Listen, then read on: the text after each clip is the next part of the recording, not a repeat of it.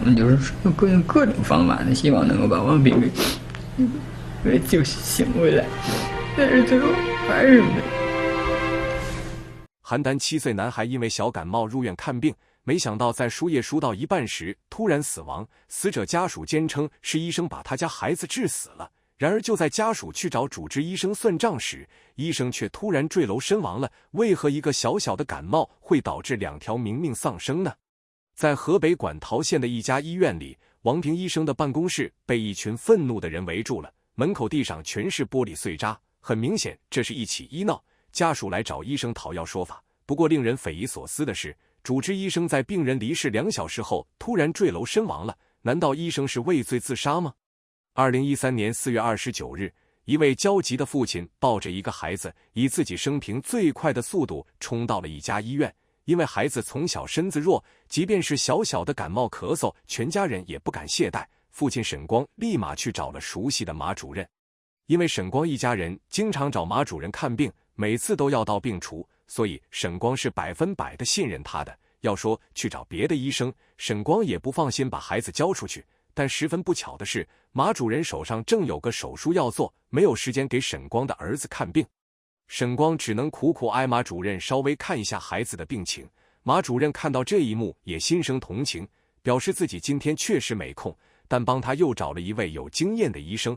王平在治小孩感冒发烧算十分有经验的医生，于是沈光像信任马主任一样信任他推荐的王平医生。然而几个小时后，沈光对这位医生只有深入骨髓的恨意。王医生在检查完男孩的病情后，和往常治疗感冒咳嗽一样，给男孩吊瓶输液。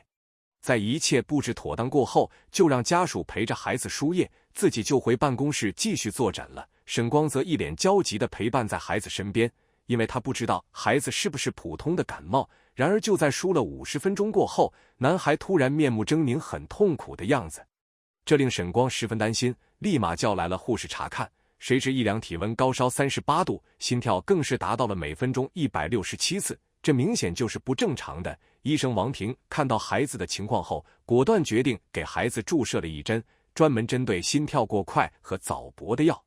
原本以为打完后孩子能平复下来，谁知道麻烦更大了。孩子哭着大喊，浑身都是疼的，还一边用力地用手抓自己的心脏处。而父亲看到儿子这个样子，心里很是心疼担心，但却无能为力。此时除了听医生的话，没有任何办法。王平医生表示，可能是孩子不耐药，起初是有点疼的不要紧。显然王平医生的判断是错误的，孩子越来越不对劲了，嘴唇也变紫了，呼吸也变得不正常了。王平看着孩子的情况不容乐观，立马安排孩子进手术室抢救。而沈光此时就像发疯了一样，死死地盯着王平医生。然而经过1个多小时的抢救，小男孩还是离世了。这个消息令沈光根本无法接受。外面的人都来外面人吵着话都要打死他，说这把孩子给治死了都不行，都要打死他。7岁男孩因感冒去医院就医，然而刚输上药，男孩就开始痛苦挣扎，最终死在了病床上。谁知在男孩去世2个小时后，主治医生直接从办公室一跃而下，这究竟是怎么回事呢？父亲沈光在得知孩子去世的噩耗后，怒气冲冲地去找主治医生王平。自己孩子中午还是活蹦乱跳的，怎么来医院看个感冒就被医生治死了呢？认为就是王平打的那一针给孩子打死了，直接叫来一群亲戚朋友一块来堵医生。王平医生面对一众人的围堵，只能辩解道自己就是按正常流程给孩子用药的。但不管医生怎么说，在一条鲜活的人命面前，都显得苍白无力。事情很快就传到了院级领导的耳朵里。医院是病人养病休息的地方，当然不希望事情闹得太大。为了尽快解决这件事，医院领导将王平和沈光的亲戚一同请到了会议室，商讨解决办法。要了解事情的缘由，就要从开头来捋清楚。医院要求王平医生拿出给孩子开药的单据，可仔细审查过后，发现用药剂量等等都是正常范围的，完全没有说用药过度的情况。听到这里，沈光的火蹭一下就上来了。本来自己孩子就是普通的咳嗽，怎么输完液打了一针就成现在这个样子了？肯定就是医生的问题，要医生一命偿一命。看着如此激动的家属，医院领导也是百思不得其解。但王平医生的操作流程和用药都是没有任何问题的。为了避免家属冲动对王平动手，领导建议王平先去到其他地方。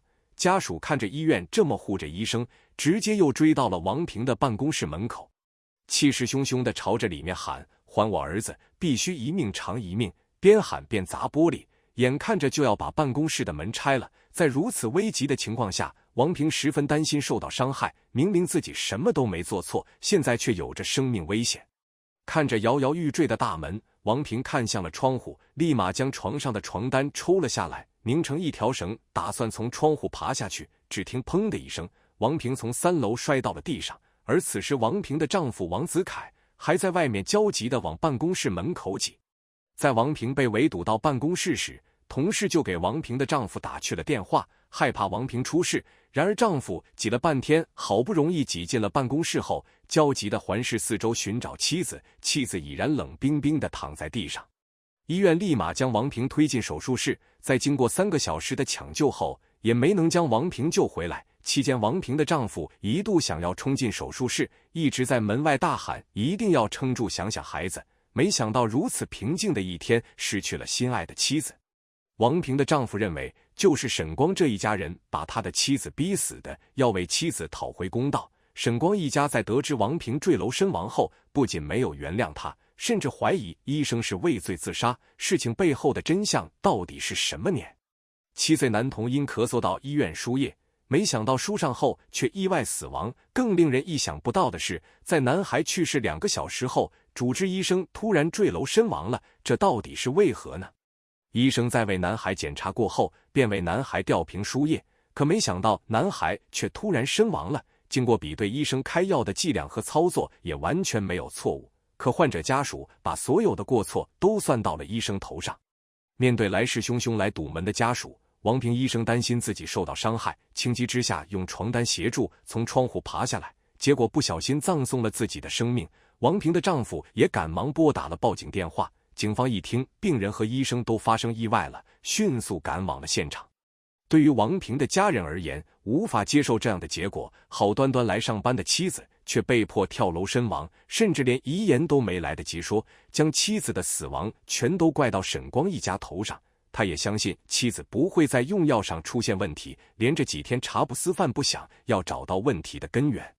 警方也在积极地跟进此事。根据现场的痕迹，王平并不是因为别人推搡坠楼的，而是慌乱中不小心摔下去的，所以只能被认定为是意外身亡。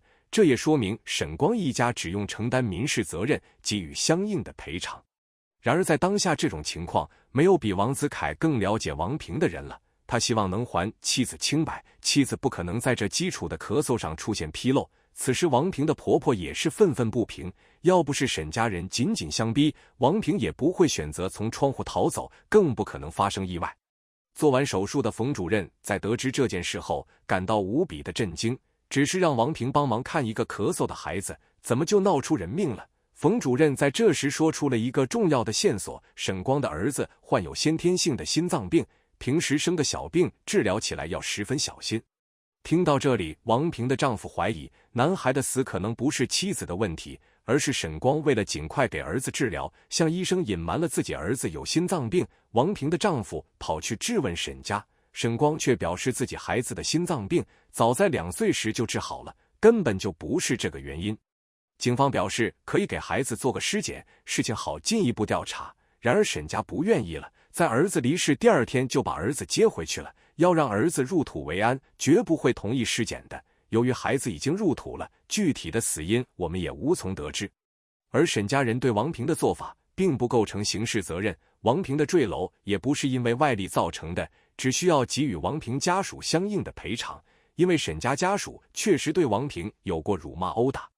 而可怜的王平医生只是尽自己最大的努力救治孩子，却没能救回孩子，只是因为沈光隐瞒了孩子的病情，王平的2个孩子也永远失去了妈妈。王平的父母在得知女儿意外去世后，直接就晕了过去，在医院卧床休息。而事情告一段落后，沈光一家也没有道过一次歉，而是多次找医院索要赔偿。王平的丈夫表示会通过法律手段追究沈光一家的责任，为妻子讨回公道。